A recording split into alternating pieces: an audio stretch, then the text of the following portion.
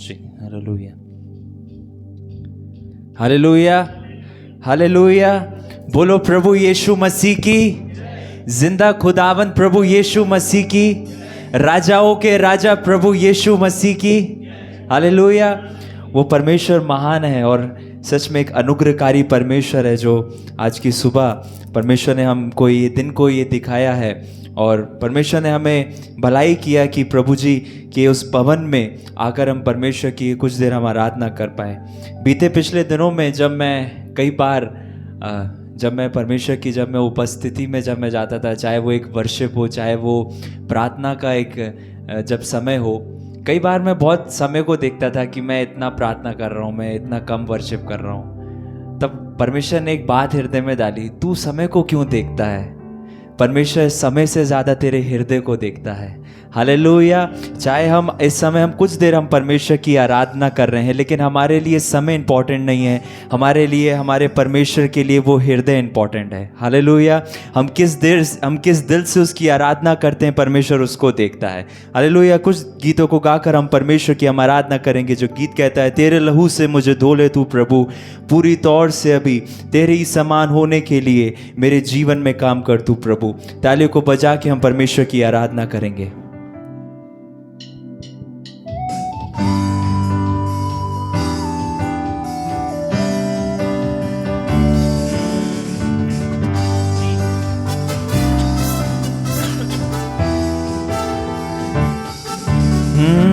तेरे लहू से मुझे धो ले तू प्रभु, तेरे लहू से मुझे धो ले तू प्रभु, पूरी तौर से अभी तेरे ही समान होने के लिए मेरे जीवन में काम कर तू प्रभु, तेरे ही समान होने के लिए मेरे जीवन में काम कर तू प्रभु। तेरे लहू से मुझे धो ले तू प्रभु, तेरे लहू से मुझे धो ले तू प्रभु, पूरी तौर से अभी तेरे ही समान होने के लिए मेरे जीवन में काम कर तू प्रभु, तेरे ही समान होने के लिए मेरे जीवन में काम कर तू प्रभु। दलदल की कीट से उसने मुझे उबारा, चट्टान पर उसने मुझे खड़ा किया है, मेरे हर एक पापों को उसने क्षमा किया है। और मैं आज ये स्मरण करता हूँ कि मैं परमेश्वर के हाथ से बनाया गया वो मिट्टी हूँ।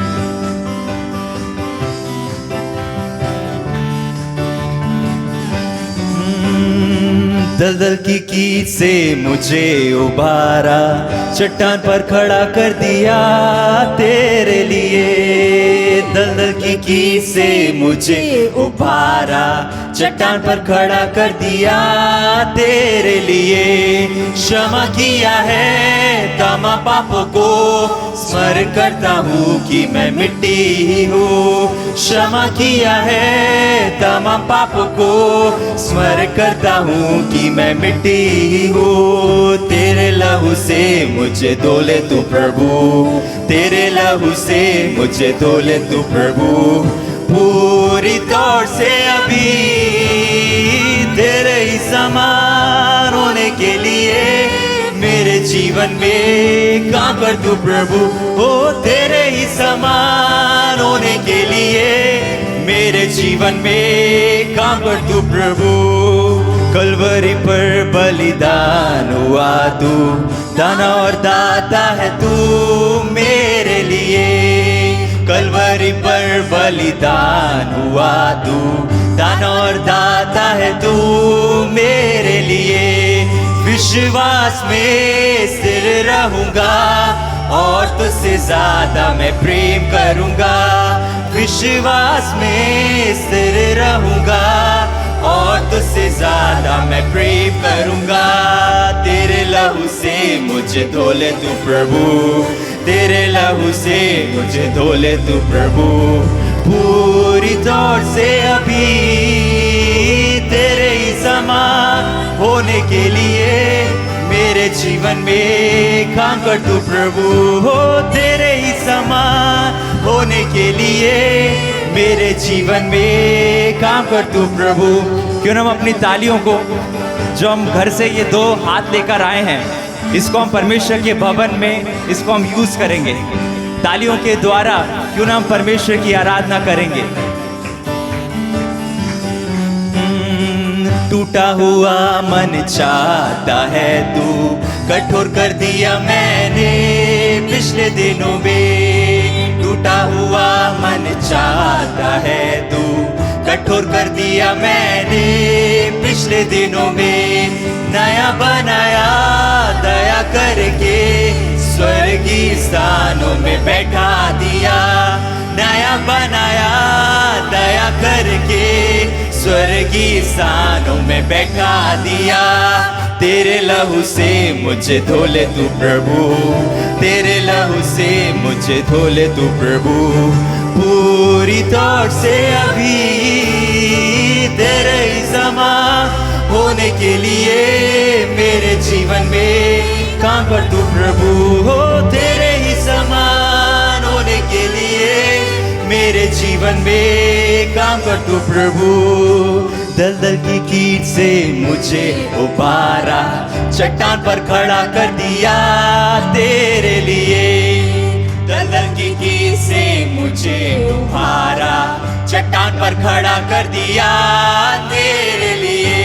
क्षमा किया है तमाम पापों को, स्मरण करता हूँ कि मैं मिट्टी हूँ। क्षमा किया है तमाम पापों को, स्मरण करता हूँ कि मैं मिट्टी हूँ।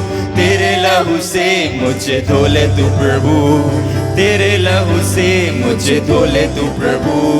पूरी तौर से अभी तेरे ही समान होने के लिए मेरे जीवन में काम कर तू प्रभु। हो तेरे ही समान होने के लिए मेरे जीवन में काम कर तू प्रभु। हो तेरे ही समान होने के लिए मेरे जीवन में काम कर तू प्रभु। यीशु तेरे ही समान होने के लिए मेरे जीवन में काम कर तू प्रभु। Hallelujah, hallelujah. कई बार हम कई लोगों को जब हम देखते हैं, जब हम कटिंग की जब शॉप पे जब हम जाते हैं, कई लोगों को जब मैं देखता हूँ, लोगों के बाल इधर से गुम होते हैं, इधर से भी गुम होते हैं, तो मुझे समझ में नहीं आता पैसा क्यों देते हैं, बचता तो कुछ है ही नहीं। Hallelujah, hallelujah.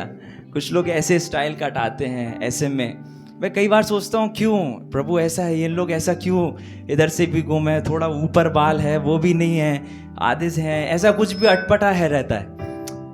कई बार क्या होता है, हम ऐसा कुछ करना चाहते हैं कि लोग हमको देखकर कई बार खुश हों।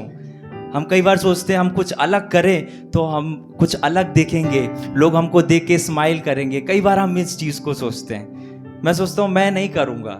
मेरे अंदर एक बात रहती है, मैं चाहे जैसा भी हूँ, मेरा परमेश्वर मुझे पसंद करता है। Hallelujah, hallelujah.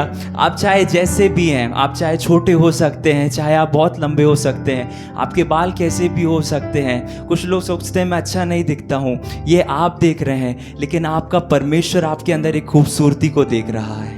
हालेलुया। चाहे आप कैसे भी दिखते हो, लेकिन आपका परमेश्वर आपसे प्रेम करने वाला प्रभु है। हालेलुया। वो कहता है तू कैसे भी है, तू जैसा भी है ना, तू मेरे पास आ जा, मैं तुझे अपनाऊंगा। हालेलुया। कितने लोग हैं नंगे पाँव चलते हैं, कितने लोग हैं जो बहुत सारी चीज़ों को करते हैं, लेकिन मेरा और आपका परमेश्वर कहता है तू जैसा भी है, तू मेरे पास आ, मैं तुझे अपनाऊंगा। हालेलुया। एक और गीत को हम खड़े होकर हम परमेश्वर की आराधना के लिए गाएंगे, जो गीत कहता है चिल्लाकर गाऊंगा। इस गीत को हम परमेश्वर की महिमा के लिए हम गाएंगे।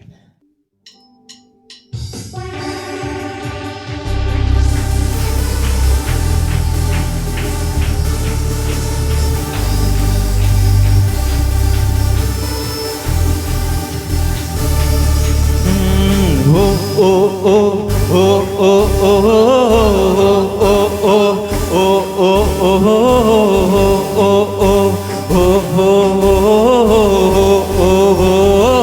आपकी बारी। ओ ओ ओ ओ ओ ओ ओ ओ ओ ये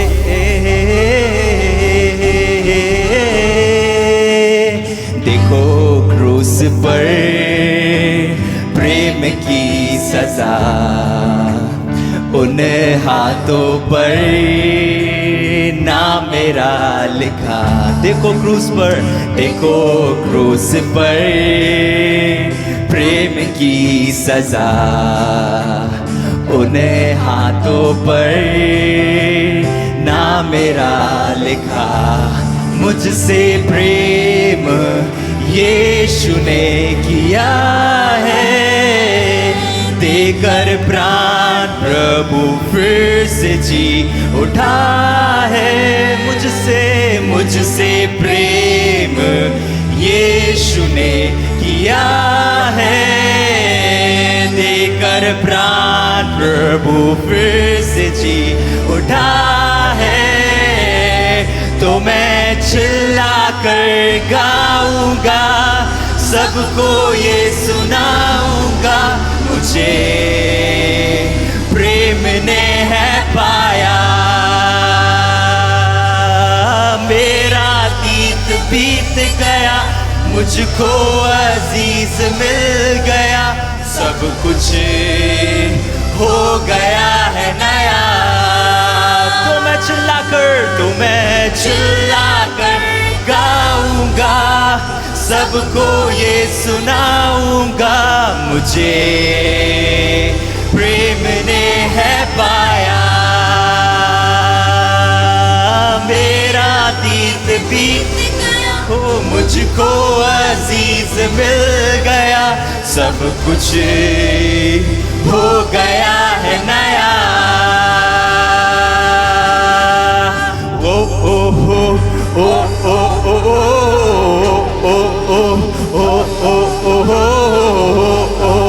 ओ ओ ओ आपकी बारी।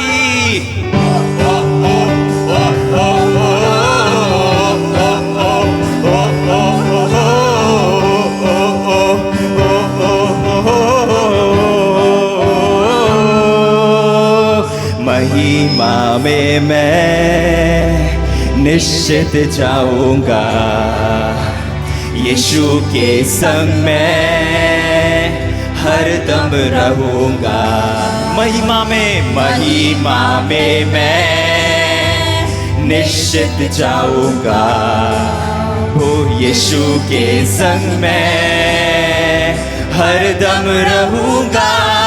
मुझसे प्रेम यीशु ने किया है, थैंक यू जीसस, देकर प्राण प्रभु फिर से जी उठा है। मुझसे प्रेम यीशु ने किया है, देकर प्राण प्रभु फिर से जी उठा है। तो मैं चिल्ला कर गाऊंगा, सबको ये सुनाऊंगा, मुझे प्रेम ने है पाया। मेरा क्या बीत गया है, मेरा अतीत बीत गया, मुझको अजीज मिल गया, सब कुछ हो गया है नया। तो मैं चिल्ला कर गाऊंगा, सबको ये सुनाऊंगा, मुझे प्रेम ने है पाया।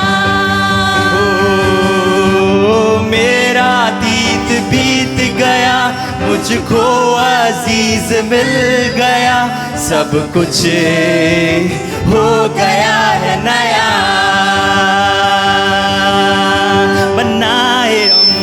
बनाए हम यीशु में जयो सब बनाए हम यीशु में जयो सब मनाए हम यीशु में जयो सब मनाए हम यीशु में जयो सब यीशु ने बड़े बड़े काम किए, यीशु ने बड़े बड़े काम किए, यीशु ने बड़े बड़े काम किए, यीशु में जयो सब बनाए। यीशु ने बड़े बड़े काम किए, यीशु ने बड़े बड़े काम किए, यीशु ने बड़े बड़े काम किए, यीशु में जय सब बनाए। Celebrate, celebrate, celebrate the victory of the Lord. Celebrate, celebrate, celebrate, celebrate the victory of the Lord. Celebrate, celebrate, celebrate the victory of the Lord. For our Lord, celebrate, celebrate, celebrate the victory of the Lord. For he has done mighty things yet again. For he has done mighty things yet again. For he has done mighty things yet again. So celebrate the victory of the Lord. Oh, बनाए हम यीशु में जय सब बनाए, मनाए हम यीशु में जय सब बनाए, मनाए ओ मनाए, यीशु राजा है, ओ मनाए हम यीशु में जय सब बनाए, क्योंकि यीशु ने बड़े बड़े काम किए, ओ मेरे बड़े बड़े काम किए, मेरे यीशु ने बड़े बड़े काम किए, यीशु में जय सब बनाए, यीशु में जय सब बनाए, ओ यीशु में जय सब बनाए। Hallelujah, hallelujah. कितने लोग ये विश्वास करते हैं हमारा परमेश्वर एक सामर्थी परमेश्वर है? हालेलुया। वो राजाओं का राजा है, वो प्रभुओं का प्रभु है। हालेलुया। बीते पिछले दिनों में जब मैं वर्शिप के लिए जब मैं तैयारी कर रहा था, परमेश्वर कई बार बहुत सारे वचनों को मेरे सामने रखते हैं। इस बार जब मैं वर्शिप के लिए जब मैं तैयारी कर रहा था, प्रभु का वचन कहता है, एलिया जो भविष्यवक्ता था, उसने क्या किया, आहाब को उसने बहुत, वो एक गंदा राजा था वो इज़राइल के लिए। एलिया ने किया, ना मैं बरसेगा इस देश में, ना कुछ भी नहीं होगा इस देश में, लेकिन परमेश्वर ने उसको कहा, तू एलिया यहाँ से निकल। हालेलुया। प्रभु का वचन कहता है, जब प्रभु ने उसको दूसरे देश वहाँ पर पहुँचाया, आप मान सकते हैं एलिया के लिए कहाँ से भोजन और कहाँ से खाना आया होगा? कोई जानता है? कौआ क्या लाया था उसके लिए?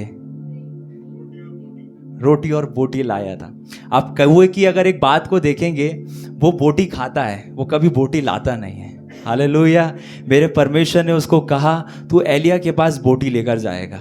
हालेलुया। तू बोटी नहीं खाएगा, लेकिन उसके पास तू लेकर जाएगा। चाहे आप कैसी भी जगह पे हो, वो परमेश्वर आपकी हर ज़रूरतों को जानता है। Hallelujah, hallelujah. कौए ने बोला, मैं हर दिन, परमेश्वर का वचन कहता है, वो हर सुबह, वो हर शाम कौआ उसके लिए खाना लेकर जाता था। हालेलुया। एक और गीत को गाकर हम परमेश्वर की आराधना करेंगे, जो गीत कहता है, एल एलोहिम। हमारा परमेश्वर जो एक एल एलोहिम है, उस परमेश्वर के लिए हम एक गीत को गाकर आराधना करेंगे। ये गीत आपने पहले हमारे साथ मिलकर गाया था, इसको हम फिर से परमेश्वर की आराधना के लिए गाएंगे। हालेलुया।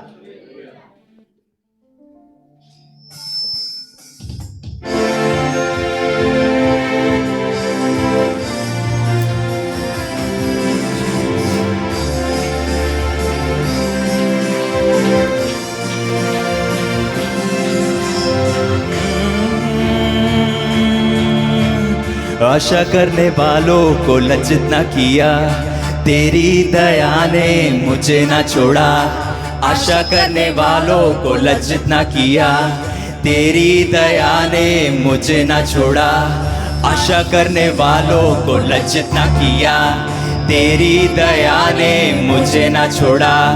खाली हाथ में यहाँ तक आया, तूने मुझको ढाल बनाया।